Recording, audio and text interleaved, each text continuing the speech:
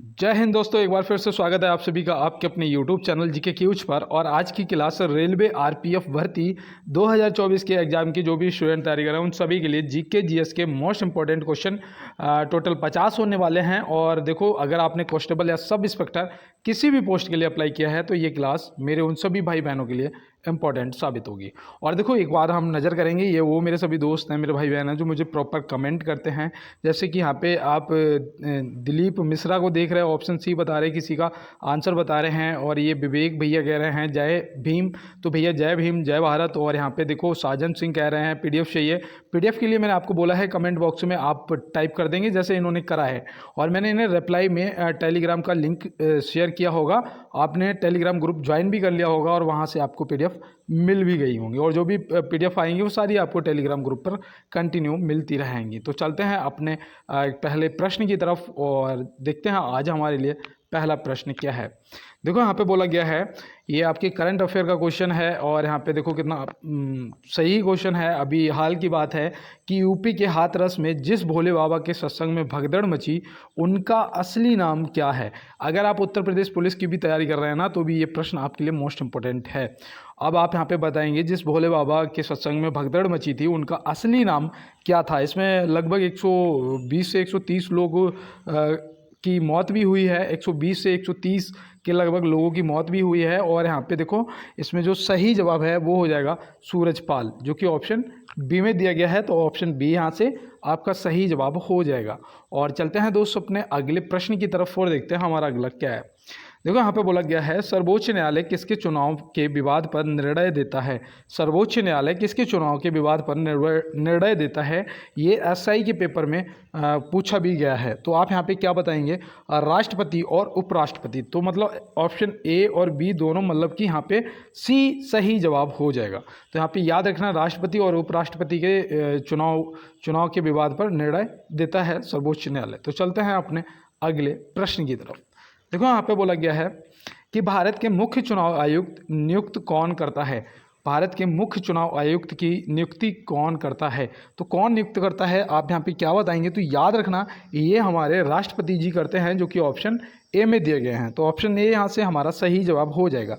और देखो, चुनाव आयुक्त की जो नियुक्ति है ना, वो संविधान के किस भाग में आती है। तो याद रखना, भाग 15 में दिया गया है, भाग 15 हो जाएगा। और अगर आर्टिकल की बात करेंगे, अनुच्छेद की बात करेंगे, तो याद रखना 324 से 329, ठीक है, 324 से 329 तक आता है। तो ये भी आप याद रखेंगे। तो मैं उम्मीद करता हूँ आपने नोट भी कर लिया होगा भाग 15 और अनुच्छेद 324 से 329। और चलते हैं दोस्तों अपने अगले प्रश्न की तरफ। देखो, यहाँ पे दिया है, सोनोरन रेगिस्तान किस महाद्वीप में स्थित है। सोनोरन रेगिस्तान किस महाद्वीप में स्थित है। तो यहाँ पे आप क्या बताएंगे सही जवाब। तो मैं उम्मीद करता हूँ कि आपने जवाब किया होगा और आपका बिल्कुल राइट आंसर होगा उत्तरी अमेरिका, जो कि ऑप्शन ए दिया गया है। तो ऑप्शन ए यहाँ पे आपका सही जवाब हो जाएगा। और चलते हैं दोस्त अपने अगले प्रश्न की तरफ।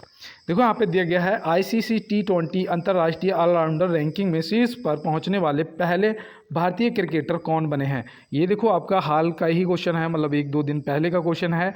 तो यहाँ पे देखो, ये आपका करंट का क्वेश्चन है और ये आपसे पूछा जाएगा। तो यहाँ पे आपका जो सही जवाब है वो क्या होना चाहिए। तो कहते हैं ना, ठुकरा के मेरा प्यार मेरा इंतकाम देखेगी। तो ऑप्शन ए हार्दिक पांड्या जी, आपको याद आया होगा। और अभी इनका कुछ दिन पहले क्या कहते हैं, तलाक डाइवोर्स का कुछ हुआ था, तो वो भी आपने देखा ही होगा, जो भी न्यूज़ में रहा था। और यहाँ पे देखो, उन्हीं के नाम से आप याद रखेंगे कि जब बंदे को टूटता है ना, कहीं से भी जब दिल टूटता है, तो वो या तो आईएएस क्वालिफाई करता है या फिर बिखर जाता है। तो दो में से एक काम होता है। तो यहाँ पे याद रखना, ये निखर चुके हैं। और चलते हैं दोस्त अपने अगले प्रश्न की तरफ। देखो, यहाँ पे दिया गया है, महात्मा गांधी कब कांग्रेस अधिवेशन में इसके अध्यक्ष चुने गए थे। महात्मा गांधी कब कांग्रेस अधिवेशन में इसके अध्यक्ष चुने गए थे। तो आप यहाँ पे क्या बताएंगे। तो यहाँ पे आपका जो सही जवाब है वो होना चाहिए, बेलगाम अधिवेशन में अध्यक्ष चुने गए थे। अगर आपसे पूछ दिया जाएगा कि जो बेलगाम अधिवेशन है वो कब हुआ था, तो आप क्या बताएंगे, बताइएगा। तो यहाँ पे याद रखना, ये 1924 में हुआ था। कब हुआ था, 1924 में हुआ था। और इसके अध्यक्ष जो थे वो महात्मा गांधी जी को चुना गया था। तो ये तो आप याद ही रखेंगे। चलते हैं दोस्त अपने अगले प्रश्न की तरफ। यहाँ पे देखिए, ये एरर है, पता नहीं क्या हुआ, ठीक है। तो चलते हैं अगले प्रश्न की तरफ। यहाँ पे कुछ एरर हो गया है। और यहाँ पे देखो दिया है, MTNL का पूर्ण रूप होगा, MTNL का पूर्ण रूप होगा। तो MTNL का पूर्ण रूप क्या होगा, आप यहाँ पे क्या बताएंगे? तो याद रखना, देखो यहाँ पे सबको नोट करना है क्योंकि ये आपके लिए इंपॉर्टेंट है। तो MTNL का पूर्ण रूप होता है महानगर टेलीफोन निगम लिमिटेड, जो कि ऑप्शन ए में दिया गया है। ऑप्शन ए यहाँ से आपका बिल्कुल सही जवाब हो जाएगा। तो देखो अब BSNL का भी फुल फॉर्म आपको पता होना चाहिए। BSNL जो है ना, देखो ये जो महानगरों में होता है MTNL, और BSNL जो है ये तो हमारे यहाँ पे नगरीय क्षेत्र में हर जगह होता है। तो BSNL का फुल फॉर्म जो होता है भारत संचार निगम लिमिटेड, ठीक है। तो ये भी आप याद रखेंगे। देखो सब्सक्राइबर आइडेंटिटी मॉड्यूल जो है ये किसका फुल फॉर्म है, बताओ? ये सब्सक्राइबर आइडेंटिटी मॉड्यूल जो है ये किसका फुल फॉर्म है? तो याद रखना ये सिम का है। किसका है? सिम का है। सिम होता है ना जो फ़ोन में, उसका याद रखना, उसका full form subscriber identity module होता है। तो ये आप याद रखेंगे, ठीक है। तो मैं उम्मीद करता हूँ आपको यहाँ पे तीनों समझ आ गए होंगे। और ये हमारा 7 नंबर तो गड़बड़ हो ही गया था, 8 नंबर ये रहा। देखो यहाँ पे दिया गया है कौन सा अनुच्छेद वित्त आयोग से संबंधित है। कौन सा अनुच्छेद है जो वित्त आयोग से संबंधित है? ये आपका HW है, क्योंकि ये क्वेश्चन मैं आपको परसों कराया था और कल मैं आपको बताऊं। देखो पहले तो इसका आंसर करना आप सभी कमेंट बॉक्स में, और मैं समझ जाऊंगा जो भी आंसर करेगा कि आप लोगों ने बेहतर तरीके से क्लास को देखा है, ठीक है। अब देखो यहाँ पे क्या हो रहा है ये बार बार। चलिए देखो यहाँ पे 10 नंबर है। 10 नंबर पे क्वेश्चन है कि किस शाखा के अंतर्गत मानव जाति का अध्ययन होता है। किस शाखा के अंतर्गत मानव जाति का अध्ययन होता है? तो ये देखो आपके लिए इम्पोर्टेंट है। क्या आप इनमें से बता सकते हैं कि वो कौन सी शाखा है जिसके अंतर्गत मानव जाति का अध्ययन होता है? तो याद रखना ये है एंथेनोग्राफी। एंथेनोग्राफी जो कि ऑप्शन ए में दिया गया है। इसमें व्यवहार और ये सब मनुष्य का चेक किया जाता है, तो ये आप याद रखेंगे। और देखो ये जो कास्मोग्राफी है ना, कास्मोग्राफी, ये भी याद रखना, ये आपके शायद RPF में पूछा गया था। कास्मोग्राफी जो है ये क्या है? तो याद रखना ये विश्व रचना से संबंधित है। ये इसमें क्या है ना, इसमें विश्व रचना का अध्ययन किया जाता है, ठीक है। तो विश्व रचना जो है उसका अध्ययन कास्मोग्राफी के तहत होता है। और पोमोलॉजी जो है, ये पोमोलॉजी क्या है? तो ये तो सभी को पता होगा, फलों का अध्ययन, फलों का अध्ययन। और साथ में आप उनकी जो उपजाऊ मिट्टी होती है उसका अध्ययन, मतलब कि फलों और फलों की उपजाऊ का अध्ययन होता है पोमोलॉजी। तो ये भी आप याद रखेंगे। तो यहाँ पे देखो मैंने आपको कुछ इंपॉर्टेंट बताया है, तो आप यार थोड़ी सी मदद करना और क्लास को लाइक शेयर और सब्सक्राइब जरूर कर लेना। देखो यहाँ पे दिया गया है अंतर्राष्ट्रीय प्लास्टिक बैग फ्री दिवस कब मनाया जाता है? अंतर्राष्ट्रीय प्लास्टिक बैग फ्री दिवस कब मनाया जाता है? तो ये देखो आपका इम्पोर्टेंट क्वेश्चन है, और ये मैं ऐसे भी बता सकता हूँ आपको कि करंट का क्वेश्चन है, ठीक है। तो यहाँ पे आपका सही जवाब 3 जुलाई हो जाएगा। क्या हो जाएगा? 3 जुलाई हो जाएगा। देखो 5 सितंबर को सभी को पता होगा कि शिक्षक दिवस मनाया जाता है। शिक्षक दिवस मनाया जाता है ना 5 सितंबर को। तो याद रखना 5 अक्टूबर को अंतर्राष्ट्रीय शिक्षक दिवस मनाया जाता है। 5 अक्टूबर को अंतर्राष्ट्रीय शिक्षक दिवस मनाया जाता है। और हमारे भारत में 5 सितंबर को शिक्षक दिवस मनाते हैं अपना राष्ट्रीय, और अंतर्राष्ट्रीय शिक्षक दिवस जो है वो 5 अक्टूबर को मनाया जाता है। देखो 8 अक्टूबर मेरे मुंह से निकल गया तो बता दूं, वायु सेना दिवस मनाया जाता है 8 अक्टूबर को। 8 अक्टूबर को ये मनाया जाता है वायु सेना दिवस। और 5 अक्टूबर को अंतर्राष्ट्रीय शिक्षा दिवस, 5 सितंबर को शिक्षा दिवस, और अंतर्राष्ट्रीय प्लास्टिक बैग फ्री दिवस 3 जुलाई, जो कि ऑप्शन का सही जवाब हो जाएगा, ऑप्शन सी। चलते हैं अपने अगले प्रश्न की तरफ। क्या हो रहा है आज ये बार बार? अच्छा मैं समझ गया, आज ना ये थोड़ा सा मेरा इसका पैड गड़बड़ कर रहा है, ठीक है। ये इसका जो टच है वो बिल्कुल अब मुझे लग रहा है स्थायी रूप से ख़त्म हो चुका है। तो यार थोड़ा सा हेल्प कर दो और एक नया फ़ोन आ जाए, मैं कब से आप लोगों से रिक्वेस्ट करता हूँ। और देखो यहाँ पे दिया गया है किसे शल्य चिकित्सा के जनक के रूप में जाना जाता है? किसे शल्य चिकित्सा के जनक के रूप में जाना जाता है? ये आपके RPF का पूछा हुआ प्रश्न है। अब यहाँ पे मैं आपको बताइए 2015 या 14 में पूछा गया था। और यहाँ पे आप बताना इसका सही जवाब जो है वो याद रखना सुश्रुत हो जाएगा, जो कि ऑप्शन ए में दिया गया। तो ऑप्शन ए यहाँ से क्या हो जाएगा? आपका बिल्कुल सही जवाब हो जाएगा। तो चलते हैं अपने अगले प्रश्न की तरफ और देखते हैं हमारा अगला क्या है। देखो यहाँ पे है कुछ गड़बड़ हो रहा है। देखो यहाँ पे दिया गया है विश्व व्यापार संगठन की स्थापना हुई थी। विश्व व्यापार संगठन की स्थापना कब हुई थी? देखिए ये आपके लिए इम्पोर्टेंट है और आपको पता होना चाहिए कि विश्व व्यापार संगठन की जो स्थापना है वो 1995 में हुई थी। कब हुई थी? 1995 में। और संयुक्त राज्य संगठन की जो वो है स्थापना है, संयुक्त राष्ट्र संगठन, उसकी स्थापना 24 अक्टूबर 1945 को हुई थी। ठीक है, और आधुनिक ओलंपिक खेलों की 1896 में आधुनिक ओलंपिक खेलों की शुरुआत हुई थी। तो ये भी आप याद रखेंगे। तो देखो, विश्व व्यापार संगठन की जो स्थापना है 1995 में हुई थी। इसका अगर आपसे वो मुख्यालय पूछेगा तो आप क्या बताएंगे? तो याद रखना, ये जिनेवा में है। कहाँ पर? जिनेवा में है। तो ये भी आप याद रखेंगे। जिनेवा स्विट्ज़रलैंड याद रहेगा ना, तो जिनेवा में है। और इसकी जो स्थापना है 1 जनवरी 1995 को हुई थी। यहाँ पे देखो, ये टच टूटा हुआ है तो दिक्कत दे रहा है। चलिए, आज लिखेंगे कम, सिर्फ ऑप्शन वाइज समझाते हुए चलेंगे। देखो, यहाँ पे दिया है इंदिरा गांधी राष्ट्रीय मुक्त विश्वविद्यालय की स्थापना कब हुई थी? इंदिरा गांधी राष्ट्रीय मुक्त विश्वविद्यालय की जो स्थापना है वो कब हुई थी? तो यहाँ पे आप क्या बताएंगे? तो यहाँ पे आपका जो सही जवाब है वो होना चाहिए 1985। 1985 आपका ऑप्शन ए बिल्कुल राइट जवाब हो जाएगा। इसका अगर मुख्यालय पूछा जाएगा तो आप क्या बताएंगे? तो याद रखना यार, नई दिल्ली है। क्या है? नई दिल्ली है। देखो, नोट करते हुए चलना है सभी प्रश्नों को मेरे भाई, और याद रखना है सही जवाब आपका 1985 हो जाएगा। तो चलते हैं अपने अगले प्रश्न की तरफ। देखो, यहाँ पे दिया है भारत की फिल्म और टेलीविज़न संस्था कहाँ स्थित है? ये आपके आरआरबी में पूछा हुआ प्रश्न है। भारत की फिल्म और टेलीविज़न संस्था कहाँ स्थित है? तो आप क्या बताएंगे? तो यहाँ पे देखो दोस्त, आपका जो सही जवाब है ना वो होना चाहिए पुणे में। कहाँ पर? पुणे में, जो कि ऑप्शन सी में दिया गया है। तो ये आपको याद हो गया ना। अब देखो, ये कब किया गया था इसकी स्थापना, वो भी याद रखना। ये हुई थी 1960 में। कब हुई थी दोस्त? 1960 में फिल्म और टेलीविज़न संस्था की। तो ये भी आप याद रखेंगे मेरे भाई। और चलते हैं अपने अगले प्रश्न की तरफ। यहाँ पे दिया गया है रेड स्क्वायर कहाँ स्थित है? रेड स्क्वायर कहाँ स्थित है? देखो, ये आपके यहाँ का मॉल नहीं है मेरे भाई, और इसका बिल्कुल सही जवाब देना। तो याद रखना, जो रेड स्क्वायर है ना, ये मॉस्को में स्थित है। कहाँ पर?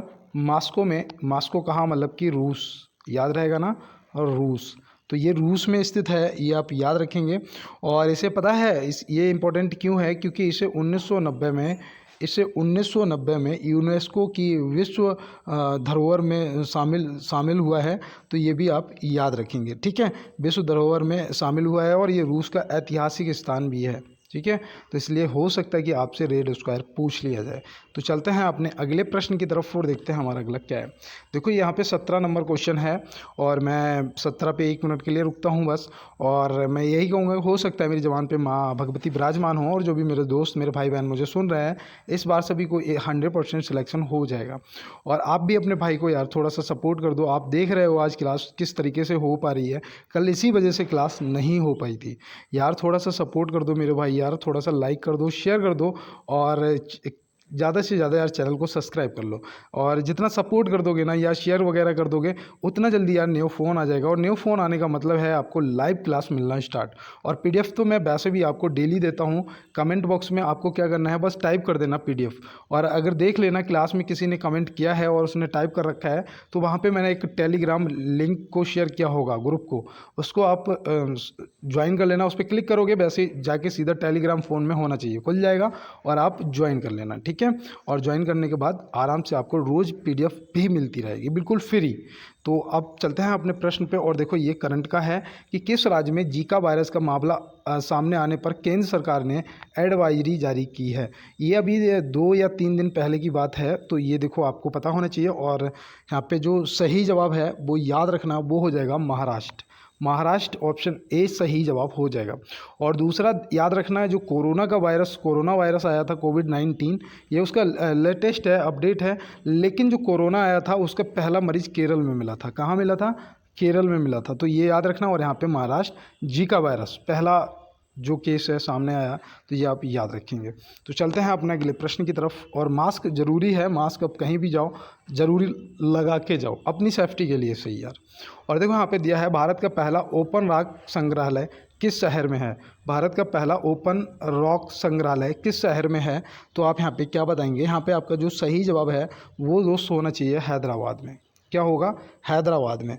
और ये पता है आपको, इसकी जो स्थापना है ना, ओपन रॉक संग्रहालय, इसको जो बनाया गया है, तो इसका कब हुआ था? 6 जनवरी 2022 को हुआ था। ये भी आपका करंट का ही क्वेश्चन है, ऐसा समझिएगा। तो ये परिवर्तन किया गया है, या जो भी है, इसका जो ओपन रॉक संग्रहालय है, इसका नाम 6 जनवरी 2022 को रखा गया, और ये हैदराबाद में है। ऐसे आप याद रखेंगे। ठीक है, तो चलते हैं अपने अगले प्रश्न की तरफ। अष्टदिग्गज किसके दरबार में थे? अष्टदिग्गज जो हैं ये किसके दरबार में थे? तो यहाँ पे आप क्या बताएंगे? तो याद रखना ये दोस्त, कृष्णदेव राय। कृष्णदेव राय ऑप्शन ए। ये पता है तेलुगु वो हैं कवि, तेलुगु कवि हैं, आठ कवि बोलते हैं, मतलब 8 कवि, इसका मतलब होता है 8 कवि। ठीक है, अष्टदिग्गज 8 कवि मतलब कि जो तेलुगु कवि थे। ठीक है, तेलुगु। तो ऐसे आप याद रखेंगे। और चलते हैं दोस्तों अपने अगले प्रश्न की तरफ और देखते हैं हमारा अगला क्या है। देखो, विजयनगर साम्राज्य के खंडर कहाँ मिले हैं? तो इस प्रश्न का जवाब करेंगे, लेकिन उससे पहले मैं आपको एक लाइन सुनाता हूँ जो मुझे याद आ गया यार। कि कहता है ना कि इश्क में जीत के आने के लिए काफ़ी हूँ, इश्क में जीत के आने के लिए काफ़ी हूँ, मैं अकेला ही जमाने के लिए काफ़ी हूँ। और कहते हैं कि मेरी हर हकीकत को ख्वाब समझने वालों, मेरी हर हकीकत को ख्वाब समझने वालों, मैं तुम्हारी नींद उड़ाने के लिए काफ़ी हूँ। तो दोस्त कभी घबराना नहीं है यार। ठीक है, आप अकेले काफ़ी हो और आप इस बार 100% वर्दी आपको मिलेगी, आप क्वालिफाई करेंगे, ये मुझे भरोसा है। बस क्या कितनी देरी है कि आप खुद पर भरोसा एक बार कर लें। आप खुद पर एक बार भरोसा कर लें कि हाँ, ये भैया कह रहे हैं सही बात है, मुझे वर्दी मिल जाएगी। तो आपको 110% वर्दी मिल जाएगी, ये मेरा आपसे वादा है। ठीक है, सेल्फ कॉन्फिडेंस, खुद पे भरोसा रखो, दुनिया आपकी मुट्ठी में है। और देखो यहाँ पे दिया है कि विजयनगर साम्राज्य के खंडर कहाँ मिले हैं? तो इस प्रश्न का जो सही जवाब है वो याद रखना, हम्पी में मिले हैं, ऑप्शन बी। और ये देखो आपके लिए इम्पोर्टेंट है, ये आपके लिए इम्पोर्टेंट है, आपसे पूछा जा सकता है। और चलते हैं, देखो मैं ज़्यादातर तो आपको वही क्वेश्चन कराता हूँ जो आरपीएफ के पेपर में पूछे गए हैं और आगे पूछे जाने की चांस हैं। देखो यहाँ पे दिया गया है, किस सुल्तान को पागल कहा गया है? किस सुल्तान को पागल कहा गया है? तो आप यहाँ पे क्या बताएंगे? तो याद रखना वो मोहम्मद बिन तुगलक था। कौन था? मोहम्मद बिन तुगलक, जो कि ऑप्शन सी में दिया गया है। तो ऑप्शन सी यहाँ पे बिल्कुल सही जवाब हो जाएगा। और चलते हैं दोस्तों अपने अगले प्रश्न की तरफ और देखते हैं हमारा अगला क्या है। मोहम्मद बिन कासिम ने भारत पर कब आक्रमण किया था? मोहम्मद बिन कासिम ने भारत पर कब आक्रमण किया था? तो ये देखो प्रश्न, आप बताएंगे इसका सही जवाब। तो याद रखना 1712 ईस्वी में, 1712 ईस्वी में। और चलते हैं दोस्त अपने अगले प्रश्न की तरफ, और ये इंपॉर्टेंट है आपके लिए। और यहाँ पर दिया है, मंगल पांडे ने किस सैनिक छावनी में विद्रोह किया था? ये जानना आपके लिए बहुत ही ज़्यादा इंपॉर्टेंट है। देखो ये जो थे ना, ये बैरकपुर छावनी में थे, ऑप्शन सी। और ये विद्रोह मेरठ से उत्पन्न हुआ था, ये तो आपको पता ही होगा कहाँ से, मेरठ। ठीक है, तो ये बैरकपुर कहाँ हुआ, ये आप समझदार हैं अब। और दूसरा आप याद रखना, ये 1857 की क्रांति की बात हो रही है। कौन सी? 1857 की क्रांति की बात हो रही है। और इसमें पहले व्यक्ति जो थे बलिदान होने वाले, वो हमारे मंगल पांडे जी थे। तो ये भी आप याद रखेंगे। और ये 1857 की क्रांति से आपसे प्रश्न जरूर पूछे जाएंगे। मैं नहीं चाहता क्लास ज़्यादा लंबा हो, क्योंकि 40 मिनट से ऊपर का क्लास फ़ोन में चलेगा भी नहीं, तो इसलिए मैं जल्दी जल्दी कर रहा हूँ क्लास को। और यहाँ पे देखो दिया गया है कि केंद्रीय गृह मंत्री ने 3 कानून के तहत नए कितने साल में मुकदमा निपटने की बात की है? देखो ये भी आपके करंट अफेयर का क्वेश्चन है, तो यहाँ पे करंट आपको पता होना चाहिए। और यहाँ पे जो सही जवाब है वो हो गया 3 वर्ष। ऑप्शन सी आपका सही जवाब हो जाएगा। अब जो भी नए मुकदमे होंगे वो 3 वर्ष में समाप्त हो जाएंगे। अब ऐसा नहीं होगा कि तारीख पे तारीख, ऐसा अब नहीं होगा। देखो यहाँ पे दिया गया है, शेर शाह का मकबरा अवस्थित है। शेर शाह का मकबरा कहाँ अवस्थित है? तो आप यहाँ पे क्या बताएंगे? तो याद रखना, जो शेर शाह का मकबरा है वो है सासाराम में, सासाराम, ऑप्शन बी। अब अगर सासाराम की जगह यहाँ पे बिहार लिखा हुआ होता तो मुझे लगता है कि जिन्होंने जवाब किया है ना, उनमें से 50% जवाब नहीं करते ना। तो याद रखना, ये जो सासाराम है बिहार में पड़ता है। और देखो रंगून में किसकी समाधि स्थल है? तो याद रखना बहादुर शाह जफ़र द्वितीय, जफ़र द्वितीय, जो 1857 की क्रांति से ही मैंने आपको बताया था कि दिल्ली से नेतृत्व किया था, क्रांति का नेतृत्व दिल्ली से किया था। और अंग्रेज़ों ने इन्हें पकड़ के और रंगून स्थानांतरित कर दिया था। तो ये आप याद रखेंगे। तो चलते हैं, और देखो दिल्ली में तो आपको पता ही होगा हमारा राजघाट, नोटों पे राज करने वाले हमारे महात्मा गांधी जी का समाधि स्थल कहाँ है? दिल्ली में। तो यहाँ पे देखो दिया है, वर्नाकुलम प्रेस एक्ट किसने लागू किया था? वर्नाकुलम प्रेस एक्ट किसने लागू किया था? तो इस प्रश्न का आप सही जवाब क्या करेंगे? तो यहाँ पे आप याद रखना है, ये लॉर्ड लिटन ने किया था, लॉर्ड लिटन, जो कि ऑप्शन ए में दिए गए हैं। और ये पता है गैंगिंग एक्ट भी इसे बोलते थे। क्या? Ganging act. तो गैंगिंग एक्ट भी बोलते थे, ये भी आप याद रखेंगे। तो चलते हैं फिर अपने अगले प्रश्न की तरफ और देखते हैं हमारा अगला क्या है। देखो यहाँ पे दिया गया है दोस्त, केंद्रीय चावल अनुसंधान संस्थान कहाँ स्थित है? केंद्रीय चावल अनुसंधान संस्थान जो है वो कहाँ पर स्थित है? तो आप यहाँ पे क्या बताएंगे? तो यहाँ पे आपका जो सही जवाब है वो होना चाहिए दोस्त कटक। कटक आपका ऑप्शन सी बिल्कुल सही जवाब हो जाएगा ना। अब अगर आपसे पूछ देता कि भारतीय कृषि अनुसंधान संस्थान कहाँ है, भारतीय कृषि अनुसंधान संस्थान कहाँ है, तो आप क्या बताएंगे बताओ। तो याद रखना वो आपका नई दिल्ली में है, ठीक है। और देखो बाद बाकी तो मैंने आपको उस दिन बताया ही था कि भारतीय गन्ना अनुसंधान संस्थान पूछ ले या वनस्पति का अनुसंधान संस्थान पूछ ले तो वो आपका लखनऊ में है। ये तो मैंने आपको पहले भी बताया है, भारतीय गन्ना पूछ ले या फिर वनस्पति पूछ ले तो ये आपके लखनऊ में है। और सिडबी का मुख्यालय कहाँ है, मैंने आपको कई बार बताया है कि सिडबी का मुख्यालय कहाँ स्थित है। अगर पता है तो कमेंट बॉक्स में बताना और ऐसे टाइप करना कि भैया आपने सिडबी का मुख्यालय पूछा था जो कि कहाँ पर है, आप बताएंगे, मैं नहीं बताऊंगा, ठीक है। और यहाँ पे देखो दिया गया है भारत में प्रथम मध्य दूरी वाली मिसाइल है, भारत में प्रथम मध्य दूरी वाली मिसाइल कौन सी है, तो आप क्या बताएंगे। तो याद रखना वो है अग्नि। कौन सी है, अग्नि है। और देखो मैं आपको बताऊं, अगर आपसे पहली पूछी जाएगी लंबी दूरी की सुपरसैनिक क्रूज मिसाइल तो आप क्या बताएंगे। तो याद रखना वो निर्भय थी। और पृथ्वी जो है ये पहली मिसाइल है, ये भारत की पृथ्वी जो है ये पहली मिसाइल है, तो ये भी आप याद रखेंगे। तो चलते हैं फिर अपने अगले प्रश्न की तरफ और देखते हैं हमारे लिए अगला प्रश्न क्या है। देखो छोलिया किस राज्य का लोक नृत्य है, छोलिया। तो छोलिया यहाँ पे पूछा है आपसे, तो याद रखना जो छोलिया नृत्य है ना ये उत्तराखंड का है मेरे भाई। कहाँ का है, उत्तराखंड का है। तो ये आपको याद रहेगा ना। उत्तर प्रदेश का आपको नौटंकी और आपकी वो क्या कहते हैं कथक, ये सब है ना, ये आप उत्तर प्रदेश से याद रखना। केरल से आपका कथकली जो कि ज़्यादातर पूछा जाता है, कथकली, तो ये भी याद रखना। और बिरजू महाराज वगैरह ये कथक से, ये भी आप याद रखना, ठीक है, उत्तर प्रदेश से संबंधित हैं। और देखो यहाँ पे दिया है ऑस्ट्रेलिया ने विदेशी छात्रों के लिए विद्यार्थी वीज़ा शुल्क $710 से बढ़ाकर कितने डॉलर कर दिया है। तो कितना डॉलर कर दिया है बढ़ा के, जो कि पहले वीज़ा शुल्क था $710, अब ऑस्ट्रेलिया ने कितना कर दिया है। तो ये याद रखना। देखो ये प्रश्न जो है आपके लिए इम्पोर्टेंट है और करंट का क्वेश्चन है और विद्यार्थियों से संबंधित है, तो हो सकता है ये पूछ लिया जाए। तो याद रखना $1600, जो कि ऑप्शन सी में दिया गया है। तो ऑप्शन सी यहाँ से क्या हो जाएगा, हमारे प्रश्न का दोस्त बिल्कुल सही जवाब हो जाएगा। तो चलते हैं अपने अगले प्रश्न की तरफ। देखो यहाँ पे पूछा है यामिनी कृष्ण मूर्ति किस नृत्य से संबंधित हैं, यामिनी कृष्ण मूर्ति किस नृत्य से संबंधित हैं। तो ये देखो ये संबंधित लोग भी पूछे जाते हैं, तो उसके लिए आप क्या याद रखना। देखो ये जो यामिनी कृष्ण मूर्ति हैं ये भरतनाट्यम से संबंधित हैं, भरतनाट्यम। अब अगर आपसे पूछ देगा भरतनाट्यम किस राज्य से संबंधित है, तो आप क्या बताएंगे। अगर आपको पता होगा तो आप तुरंत बताएंगे भैया ये तमिलनाडु से संबंधित है, ठीक है। और नहीं पता होगा तो नहीं बता पाओगे। अब देखो एक वो भी पूछी जाती हैं, देखो जो क्या था उनका नाम, रागिनी देवी। और रागिनी देवी भी पूछा जाता है, रागिनी देवी। तो रागिनी देवी जो है वो मोहिनी अट्टम से संबंधित है, मोहिनी अट्टम से। और मोहिनी अट्टम कहाँ का है, तो क्या बताओगे आप, अगर पता होगा तो तुरंत बता दोगे केरल से संबंधित है, केरल से।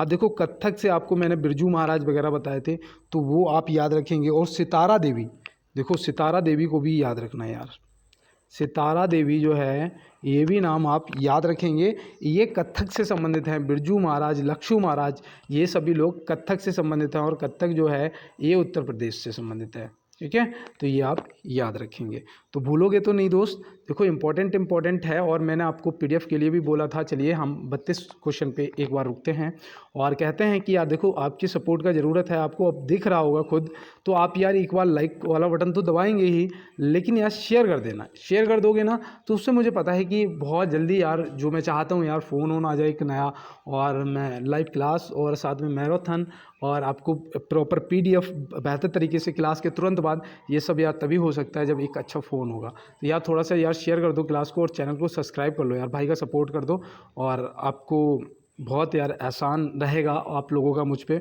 और देखो यहाँ पे दिया है कि प्रथम भारतीय महिला क्रिकेटर जिन्होंने दोहरा शतक बनाया।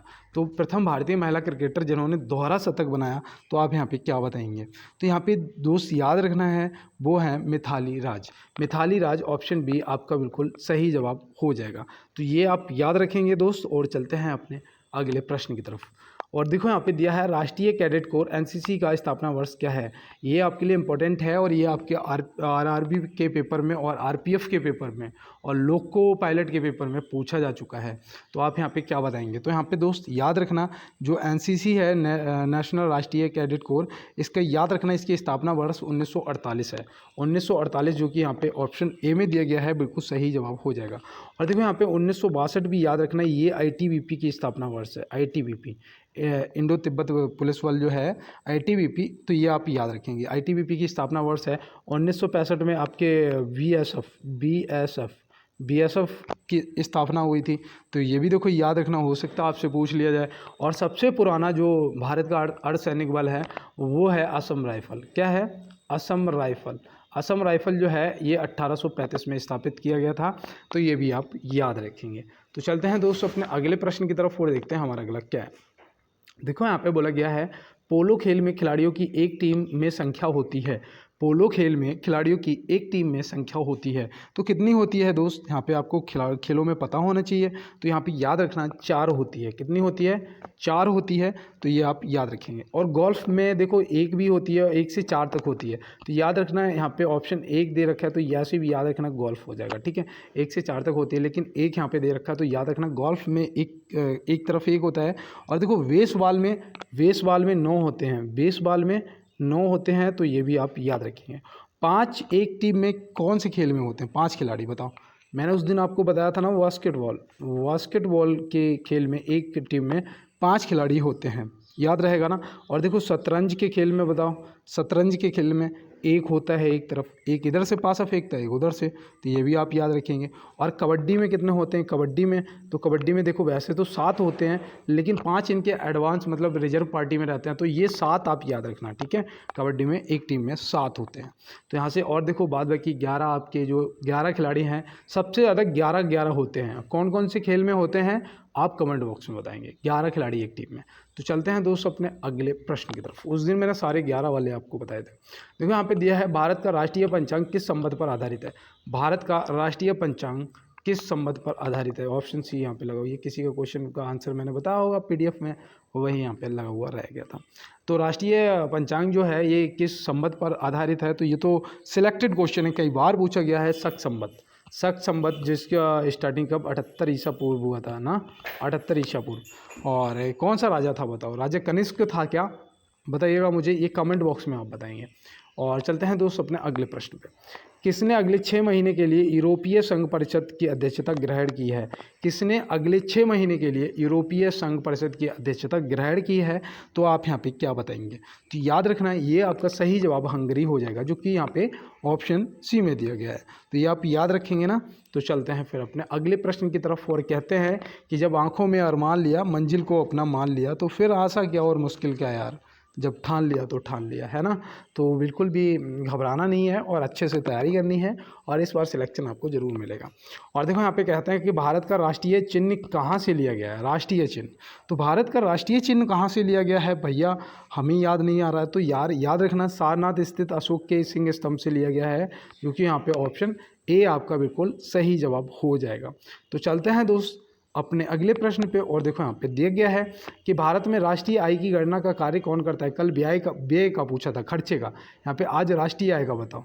तो राष्ट्रीय आय का जो है वो गणना कौन करता है? तो याद रखना केंद्रीय सांख्यिकी संगठन या फिर राष्ट्रीय सांख्यिकी कार्यालय। ऑप्शन सी आप याद रखेंगे। ठीक है, और कल मैंने आपको व्यय का बताया था कि व्यय कल नहीं परसों की क्लास में, कल तो क्लास ही नहीं हो पाई, मुझे भी फीवर आ रहा था हल्का हल्का सा और ये फ़ोन भी कल सही से काम नहीं कर रहा था। और देखो यहाँ पे पूछा गया है राष्ट्रीय विकास परिषद का पदेन अध्यक्ष कौन होता है? राष्ट्रीय विकास परिषद का पदेन अध्यक्ष कौन होता है? तो आप यहाँ पे क्या बताएंगे? तो याद रखना वो होते हैं हमारे प्रधानमंत्री जी, जो कि ऑप्शन सी में दिए गए हैं। तो ऑप्शन सी आप नोट कर लेंगे। और चलते हैं अपने अगले प्रश्न पे। देखो यहाँ पे दिया गया है किस इस्पात कारखाने की स्थापना द्वितीय पंचवर्षीय योजना के दौरान की गई थी? किस इस्पात कारखाने की स्थापना जो है वो द्वितीय पंचवर्षीय योजना के दौरान की गई थी? तो आप क्या बताएंगे? तो यहाँ पे याद रखना है जितने भी दे रखे हैं ना आपको, भिलाई, राउरकेला और दुर्गपुर, ये सभी ऑप्शन डी। ठीक है, कितने टोटल सहित 5 की गई थी ना, मुझे ये कंफर्म कराइएगा एक बार। टोटल कितने 5 कारखानों की स्थापना की गई थी ना द्वितीय पंचवर्षीय के दौरान। और चलते हैं दोस्त अपने अगले प्रश्न की तरफ। कौन सी संस्था शेयर बाजार पर नियंत्रण रखती है? कौन सी संस्था है जो शेयर बाजार पर नियंत्रण रखती है? ये प्रश्न पूछा गया है आपके आरपीएफ में। अब यहाँ पे आप बताइएगा कि वो कौन सी शेयर बाजार की संस्था है जो नियंत्रण रखती है। तो हम तुरंत बताएंगे भैया वो है सेबी। क्या है? सेबी, जो कि ऑप्शन ए में दिया गया है। तो ऑप्शन ए यहाँ से हमारा बिल्कुल सही जवाब हो जाएगा। और चलते हैं अपने अगले प्रश्न की तरफ। भारत में सबसे पहले मानव विकास रिपोर्ट जारी करने वाला राज्य है। भारत में सबसे पहले मानव विकास रिपोर्ट जारी करने वाला राज्य है, वो कौन सा राज्य है? तो आप यहाँ पे क्या बताएंगे? तो याद रखना वो है मध्य प्रदेश। और ये क्वेश्चन भी इम्पोर्टेंट है। और इन्होंने पता है कब जारी की थी पहली रिपोर्ट? 1995 में। कब की थी? 1995 में की थी। तो ये तो आप याद रखेंगे। और चलते हैं दोस्त अपने अगले प्रश्न पर। महाराष्ट्र के नासिक जिले में किसका उद्घाटन किया गया है? महाराष्ट्र के नासिक जिले में किसका उद्घाटन किया गया है? तो ये आपके करंट क्वेश्चन है। ये आपके करंट का क्वेश्चन है और जल्दी मतलब 1-2 दिन पहले की बात। अब यहाँ पे आप बताइएगा क्या होगा आपका सही जवाब। तो याद रखना तोप खाना संग्रहालय। और मैंने देखा है यार आप लोग बहुत कम यार सपोर्ट कर रहे हो। कुछ लोग तो क्लास ही को पूरा नहीं देख रहे हैं।